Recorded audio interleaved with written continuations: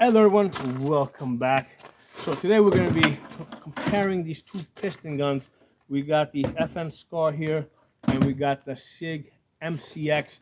So both of these are piston guns, and we're also going to make some references to the H&K 416 piston system. So now this one over here is 762 by 51, 308. This one's 300 blackout.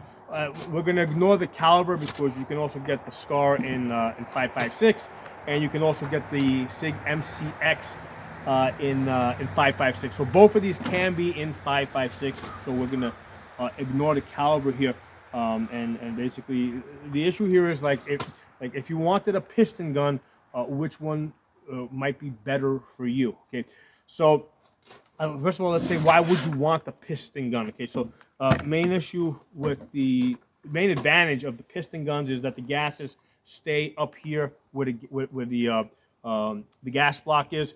They don't come down into the bolt, and by that you're avoiding two things. You're avoiding more fouling coming back to your bolt, okay, and you're also avoiding heat. Okay, so if you got a direct impingement gun, the bolt gets a lot hotter because the gases are coming all the way back into the bolt. Okay, so guns with piston systems tend to have their bolts run a little bit cooler. Okay, they don't get as hot as they do in the direct impingement guns. Okay, so let's talk about cost.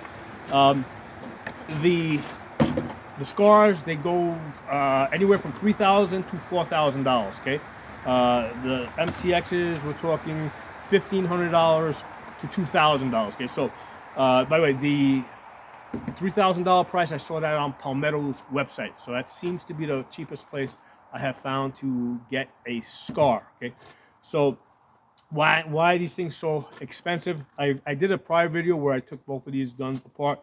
I mean, material wise, I mean, are there like $2,000 to $4,000 worth of materials in these guns? No, I definitely don't think so. What on the SIG MCX, I think you're primarily paying for name brand and also for the R&D, the research and development that went into this gun. With the Scar, right? With the FN Scar, I mean, at this point, I think most of the R&D has been recovered. They already have military contracts, but the military contract is what's working against you because FN cannot sell the gun cheaper to you than it sells it to the military. Okay, so if so basically, if they've suckered in the military for whatever, let's say $3,000 per Scar rifle, that's the cheapest that they can sell it to you. Okay, so the fact that the FN Scar has a military contract is kind of a pro and a con. Like like this has actually been battle tested. They've worked out a lot of the bugs. But you're paying a premium for that, right? You're paying a premium for the fact that the military is still buying these guns, okay? The patents have not expired on these guns so that somebody else can clone them and sell them cheaper. So you're paying, you got to go back to the original designer and basically pay full price.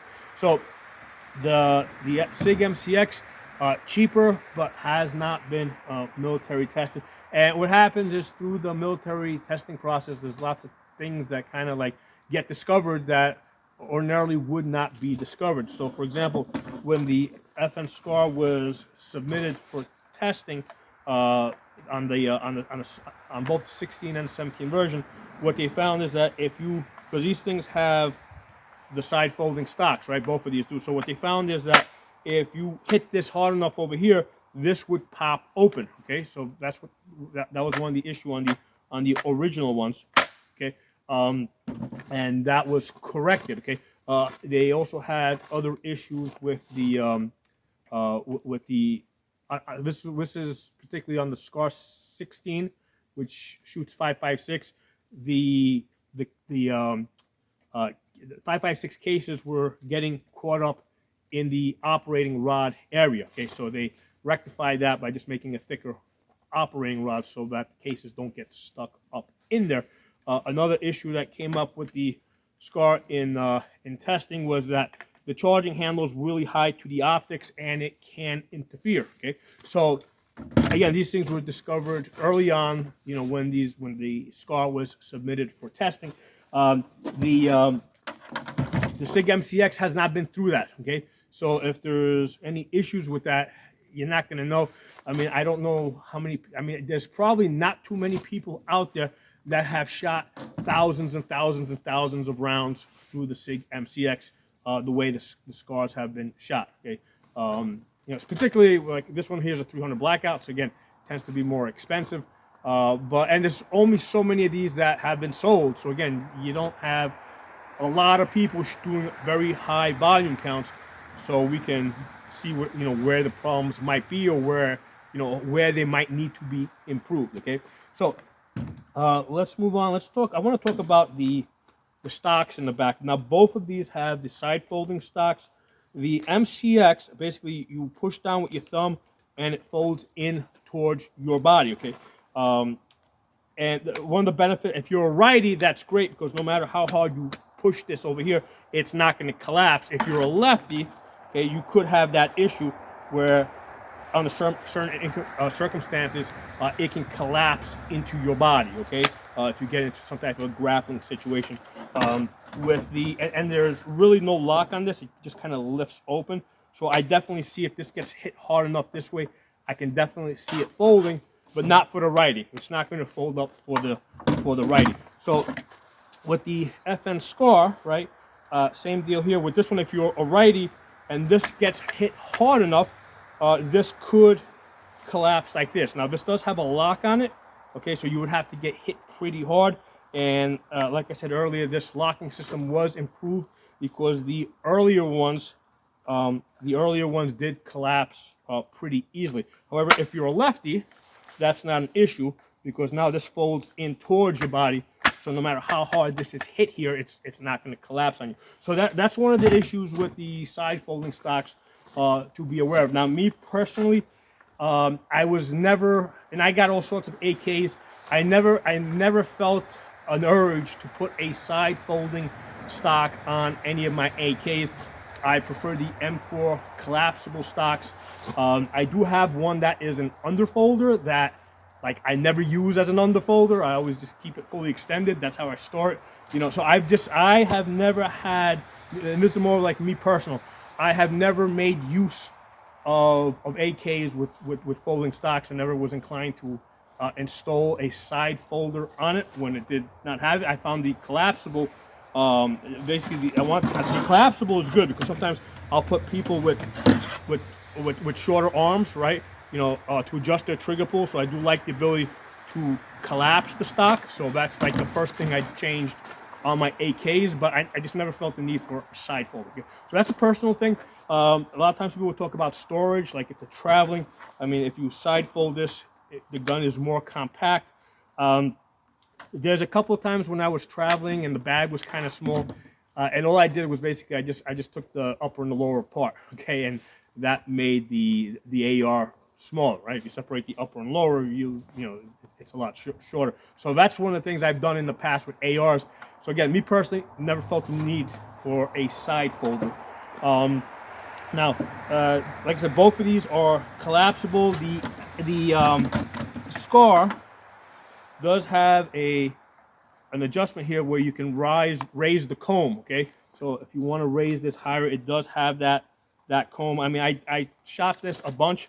I really wasn't making use of that. If that's something that you would, if you think that you would make use of it, that's great. It's there. But I've never felt the need to rise it. I was okay. You know, like the standard, was it 2 3/4 height over bore, right? Works fine for me. Okay, so between these stocks, which one do I personally like better? I like the MCX one better. It's just a little bit more minimalist. I mean, it doesn't lock when you fold it, but the fold, especially if you're shooting righty, like it's in towards your body, so that's not an issue. I mean, I wonder if they sell a variation where it folds the other way in case you're a lefty. I don't know the answer to that. Okay, so that's on the stock, which stands out. Next thing I want to talk about is the QD mounting points and the rails. Okay, so the SIG MCX, which is a more, I think, a later design. Okay, has QD mounting points, right? It has one on the stock back here, and it's on both sides, right? So it's both sides, QD here, QD back of the receiver, QD right in front of the receiver, and QD, does it have in the front? Nope, doesn't have in the front. It has three mounting points. So we got 1, 2, 3 QD mounting points, and these are like steel, right? Here, let me show you guys a closer look. So you see how the QD mounting points, that's steel, because a lot of rails have it where it just fits into the aluminum, but the aluminum basically will wear out over time. So the steel ones are a lot stronger. So we got one here, one here, and one back here. Now this one over here, this isn't mine. So the person that wanted a QD point, they had to put this aftermarket attachment, which is really easy because you can see that this is an M-lock rail, okay? And it looks like they put mounted a Picatinny rail up here. So this is M-lock, okay? So this is M-lock, and it's got these built-in QD mounting points, which is really nice. I like that. On the Scar, okay? Now this isn't, again, this is an older version, and it has the key mod, okay? It's got key mod, and it's got H&K hooks, okay? So we got H&K hooks here. Where's the front? And H&K hooks up here, right? Holes, or basically holes to take H&K hooks. Okay, that's what they really want you to use with this, right? They really don't want you using QD points. Now, if you wanted to put a QD point on this, you'd have to get something that fits into the key mod over here, right? And then you can mount it. However, you're going to have a little bit of an issue mounting it to the back of the stock here. Now, on my AR stocks, what I do is I'll get the aftermarket sockets, and I'll just basically screw them in and attach them. This stock's a little bit too thick. I don't know how well that will work. I don't know if you want to do that on this expensive stock. However, they do have this hole here, and I did see a setup where you run a strap through here with a QD mounting point, and you can basically attach your QD back here, okay? So you can do it. It's going to be a little bit more expensive. The cheapest option is to just use the H&K hooks, the way F&N wanted you to use this, okay? Now, if you use the H&K hooks, it can scratch up the gun, right? So what you want to do is there's like these elastic sleeves that go over the hooks so that you don't scratch up the gun. You're going to want to use those, okay? So yeah, that's what they want you to do. Now, I've looked up some of the recent versions of the Scars that are being sold, and what I've noticed is that they have the Picatinny rail. Okay, so instead of having key mod here, they have Picatinny rail, and what I suspect they've done is, if you take off that Picatinny rail, right, you're gonna find that you got the key mod underneath it. So what I think F&N's doing is they're probably selling the military Scars that have M-lock rail, okay? But then they got all these older key mods laying around, and they don't want to just throw them out. So they're selling them to the civilians, but they don't want to hear the civilians complaining about the key mod system. So what they're doing is they're putting the Picatinny over it so that you don't even see it unless you remove it. And that's how they're basically, getting rid of the rails that they have that are key mod instead of the more commonly used now M-lock. Okay, so just pay attention to that.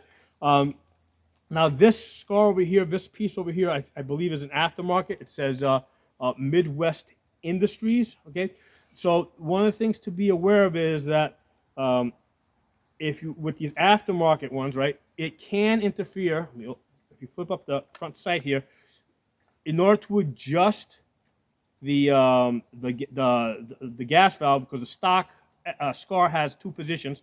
So if you keep it clean, it's a very easy adjustment from suppressor to unsuppressed.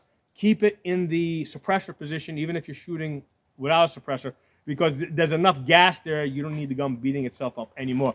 Now, with this particular rail here, if you need to, when you need to clean the gas system, right, what you gotta do is you gotta actually push down the indent, rotate it all the way to the 10 o'clock, to the 9 o'clock position when you're looking from the back of the gun, and then you'll be able to pull out the valve and the piston underneath it and clean it. Okay. Now with this rail system here, it seems to interfere a little bit. So that's something just to be aware of if you add these aftermarket rails. And the fix is easy. Basically, I would recommend taking a Dremel and just dremeling down the rail a little bit so that you can rotate the valve all the way to the 10 o'clock position so that you can remove it and clean it. Okay, so that's an easy adjustment. Personally, unless you need this extended rail over here, I don't recommend you add it there, right? So because you're gonna have, if you buy it without the extended rail, you're gonna have some either M-Lock or Keymod or Picatinny. You're gonna have rail on here. So unless you really think you're gonna need this extra section here, it can be a pain in the ass as far as getting to your gas system and cleaning it. And cleaning the gas system is the main thing that you have to worry about, right? Cleaning this gas valve and the piston. There's not that much fouling, and there's no gas that's coming back to your bolt. So so most of your cleaning is going to be up here, and you want to keep this clean because if you don't clean it regularly, you're going to get carbon buildup, and you're going to get carbon lock, and then it's going to be a real pain in the ass to remove it and clean it. So after you're done shooting, or what you want to do is just flip the valve back and forth, and make sure that it will flip back and forth without any difficulty. As soon as you see that you start having some difficulty, right, it's time to clean it. And like I said, you just need to clean the front over here. You don't need to worry so much back here because there's not that much fouling coming back here. Everything's up here. That's the area that you got to clean, okay?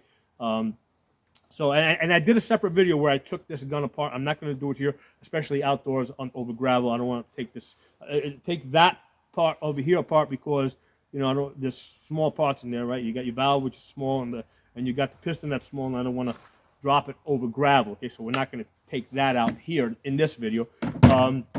Same deal with the MCX. It's pretty much ideal. Now, in order to the access here is a little bit more difficult with the MCX. Okay, with the Scar, you can clean out. Like if you don't have this aftermarket rail here, you can clean out this valve without taking the gun apart. Because after you rotate this all the way to the 10 o'clock position, you would just lock the gun open. Get you locked open. You would just lock the gun open, and what you're able to do once you remove the valve, you can just take a little Allen key, right, and push. You'll be able to push on the piston and push it out and get it out so that you can clean it. Okay, so you don't need to open up the rest of the gun, which opens up pretty easy. So, to open up the gun, you just push this pin. So unlike an AR, this only has a pin in the front, right? And then what you're going to do is pull the lower receiver out. Now this part over here does not have a serial number. Okay, so unlike an AR where this is the gun, this is the part of the serial number. This does not have a serial number on it. Okay, so this is just a piece of plastic with a trigger group in it. The serial group is the serial number is on this part up here. So basically, the upper receiver is the gun, is the legal gun of the Scar. Okay, so in order, and then from there, you just slide out the boot, right, the stock, and then you push back over here on your charging handle while pulling this down.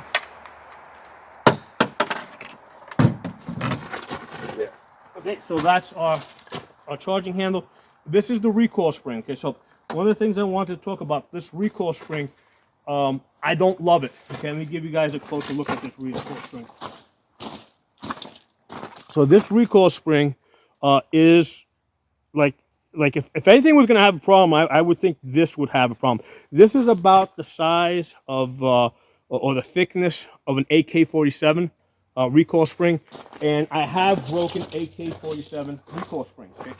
It might have taken like some 10,000 rounds, but I did break them. Okay, and if you don't have that recoil spring, the guns that I commission. By contrast, okay, AR-15s, I got many of them. I have never seen an AR-15 recoil spring or return spring break. Never, ever, ever. Even on, let's say, AR-9s, right? Because they're a little bit more brutal because of direct blowback. Never had one that failed. I mean, they might get weaker over time, never failed. And if you look on the ground here, I'm probably standing on about 300 round, 300,000 cases. Okay, so even with all that shooting on ARs, I have never broken a recoil spring. I've never seen a buffer fail. So that's basically, I mean, it's probably breakable, but as far as I've seen, it's unbreakable. Okay, this looks like something that can break. So this is something that you want to keep an eye on. You're probably going to need to replace this after so many rounds. The bolt, get the bolt out. Okay, the bolt carrier and the bolt itself looks very AR-15 like. I'm not going to take this apart because we're outdoors over here. So the bolt over here, I'll give you guys a closer look. Right, so that looks very AR-15 like. This is the bolt carrier. It kind of looks like it looks almost like a long stroke, but it's not. Okay, a couple times I kind of confused myself. It's not a long stroke because the piston is separate, but like when you first look at it, you might think that it is a long stroke, but it's not. It's a short stroke because the piston actually pushes on this over here to work it. So this is a solid piece of metal. You're probably not going to have any problems with this. So if I was to identify the vulnerability on the scar, it's this part right here, the recoil spring. Okay, so let's put this guy back together.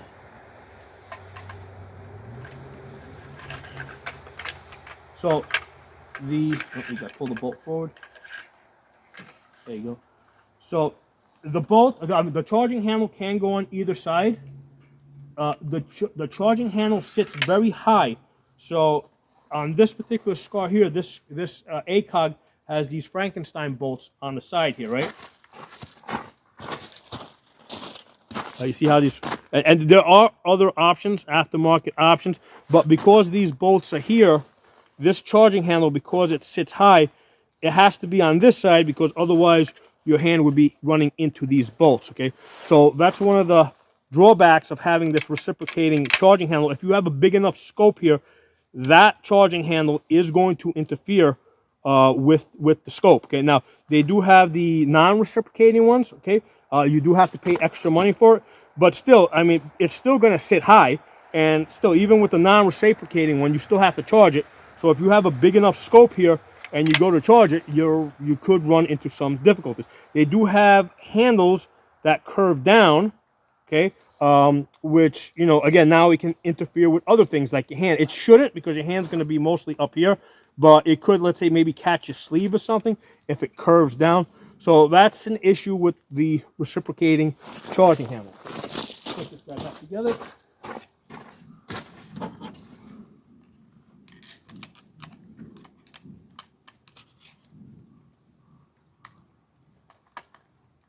Okay, so putting this back together is pretty easy. Take the boot, slide it back in. If you find it sticks, just push on the back of that rubber. Now, before I put this together, this rubber here, and I mentioned this in the other video, that's one of the things you want to keep an eye on. Make sure that, because that bolt is coming back, make sure this doesn't wear down, you know, over thousands of rounds, okay? So that's something to keep in mind. And again, run it in the suppressor setting, even if you're not using a suppressor, because it's still going to be more than enough gas to run your system. So there's no reason to run the gun over gas. Okay, so the suppressor setting, when you're behind the gun, is going to be that 2 o'clock position. Okay, so let's get you there. So this slides in from the back, and then just pulls back, and then you put your pin in. Okay. Now I want to say this about the charging handle. Okay, this is a very light charging handle. Okay, this recoil spring is very light. Like, I can pull this with one finger. You can see how easy. So one of the things with the Scar is it does have a very heavy recoil. This is with the 308. Okay, it has a very heavy recoil. I suspect with the AR-15s, because they have the buffer weight plus the heavier recoil spring, that picks up a lot more of the recoil. The Scar has a very sharp, quick recoil. Now on the Scar 17, okay, I'm sorry, not this is on the Scar 16, right?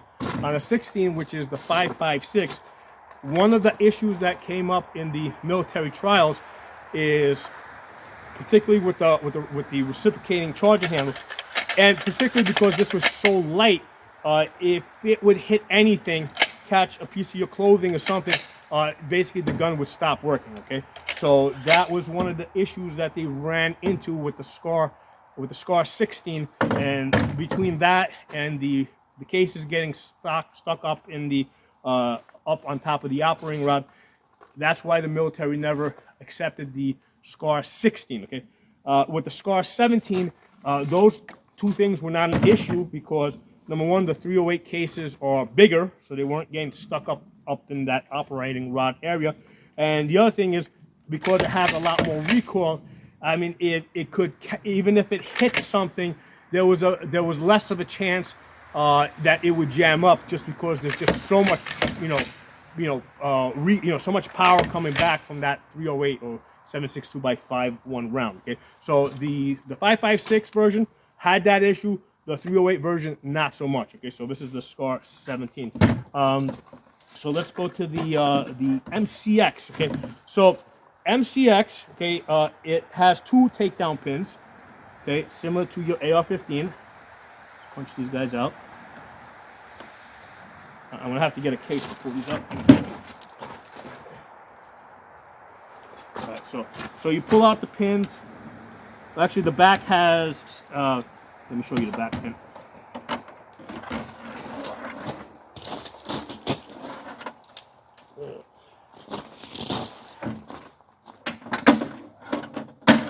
So the back pin, as you can see, sticks out a little bit more. So that's a little easier to pull out.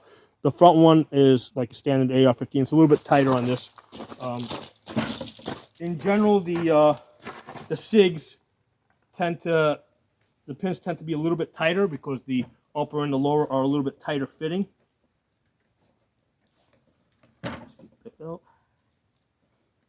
If anything, just push it out with it. Use a case to push it in, and then you can pull it out.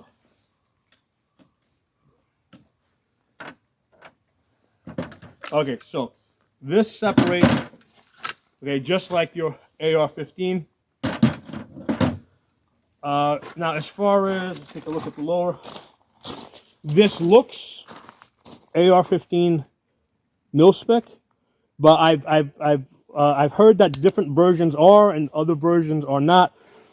Basically, if you're planning to put some aftermarket trigger group in here, some aftermarket AR trigger group in here, you have to verify that the MCX version that you have will work with whatever aftermarket trigger group in here. Okay, so this is almost mil spec, but a lot of people have said it's not, depending on the version that you buy. Okay, safeties work the same.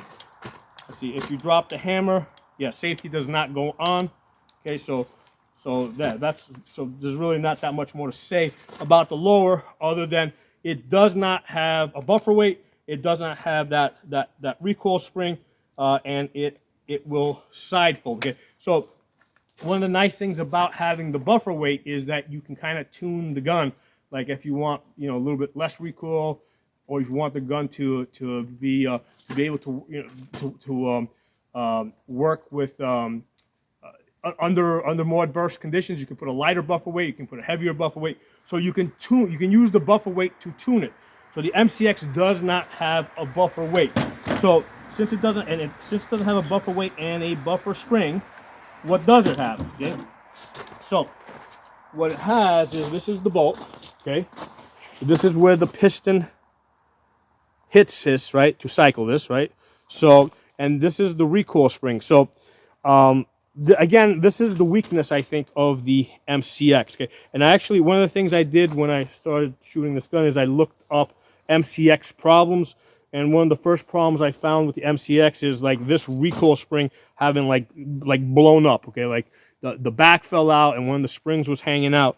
So this is, again, the recoil spring here is a potential vulnerability of the MCX. Okay, so on both the Scar and the MCX, the recoil springs seem to be the weak points as compared to you know, an AR where like you never think of an AR recoil spring going bad. Okay, now in another video I did a takedown on this. I'm not going to do it out here outdoors. What I do want to show you guys, first of all, the charging handle is proprietary, right? So let's give you a close up. So basically that hooks onto there. So now this is some, like, over time I can see these two things wearing out a little bit, and maybe this slipping, because there's just so little meat there for this thing to grab on to. So that might be like a long-term issue with this. However, this charging handle looks like it's a much heavier duty steel than what what you typically see with your charging handles. So this does seem a little bit stronger.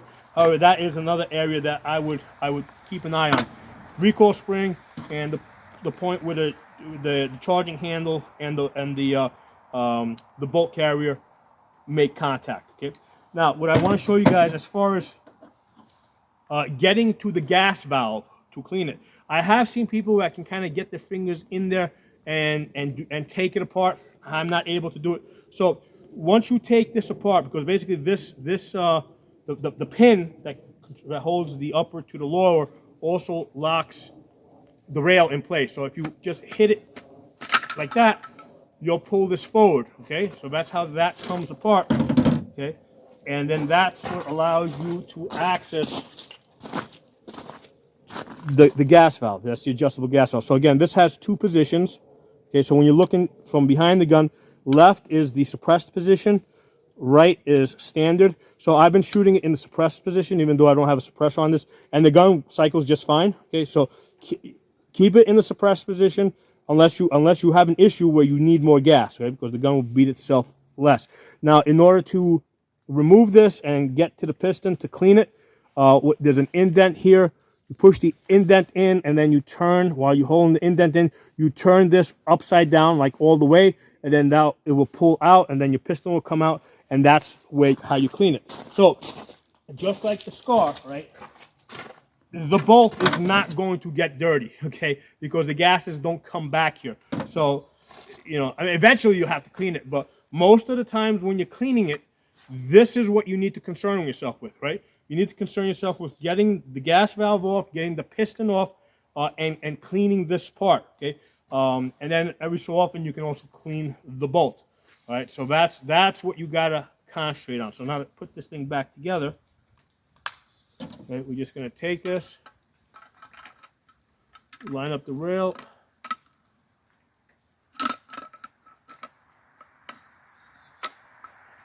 so you pull it all the way back so that here, let me show you guys the camera.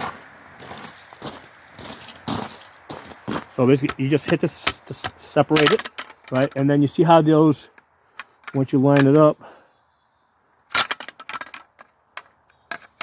right? You see how those two are going to match up, right there, and that's where the pin's going to go through to hold the two pieces together. Okay.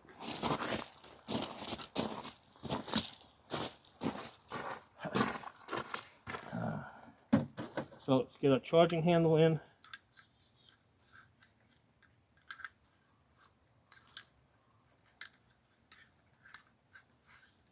There you go. Get the bolt in. Okay. And it goes together really nicely.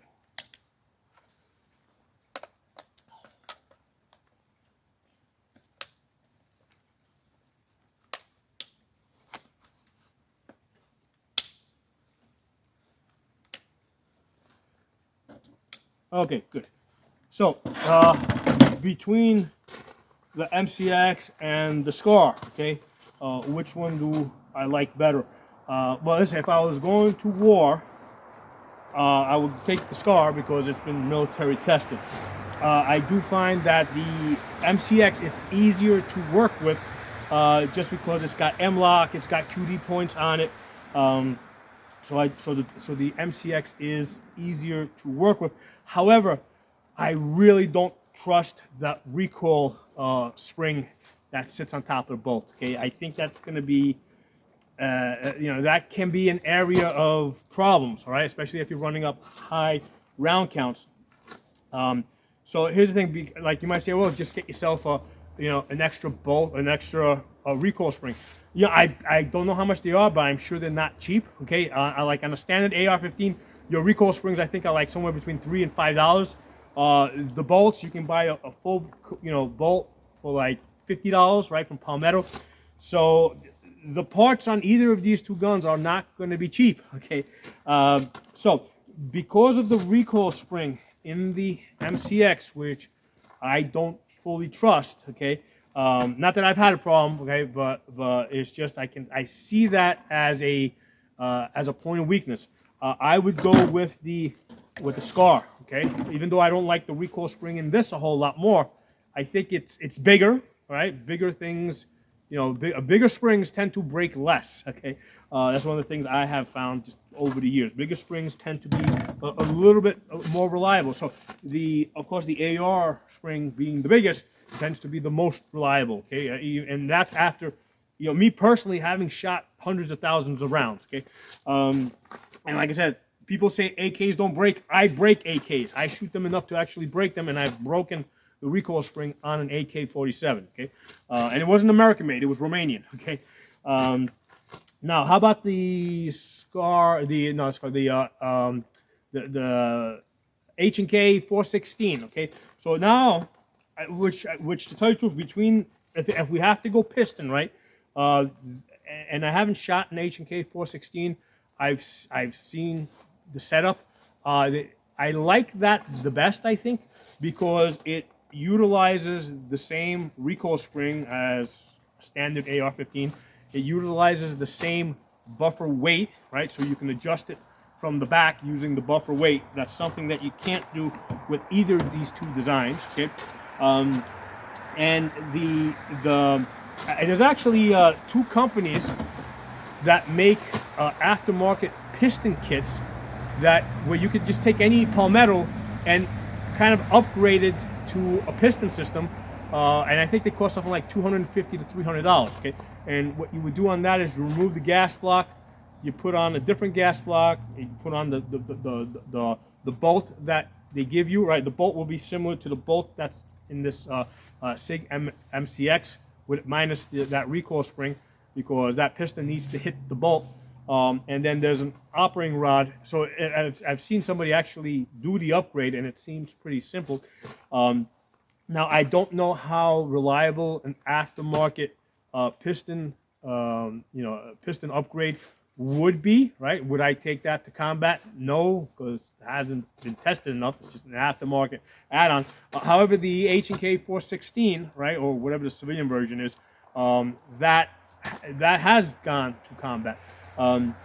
So on the H&K 416, I like that it's got like a standard AR-15 buffer weight, buffer spring, okay, and it's got a very simple gas system with a piston rod behind it that just pushes into a very basic AR-15 bolt. The only difference is that the bolt doesn't have a gas key. It just has a surface for the piston to hit. So between these three piston designs, okay, the SIG MCX, the FNN SCAR, and the HK 416 piston design, between these four piston designs, I think I would go with the H&K, okay, with the H&K 416. Again, I forgot what the civilian version is. I did look it up. I just can't remember it offhand. So there's some thoughts. Let me know what you guys think. If you got any different opinions, please let me know, and let me know why. Okay, I want to hear the why part, because again, this isn't something that I have. These two guns over here, it's not like I've put thousands of rounds on them. Okay, I probably have put, I don't know, maybe about 100 on each. So I haven't shot thousands of rounds on them. So I'm just giving you my initial impressions, really, based on what I've seen and what I've researched. And if you guys got any other ideas or have any other knowledge on why one might be preferable to the other, please let me know so that we can all learn together, okay? So drop some comments. Talk to you all soon.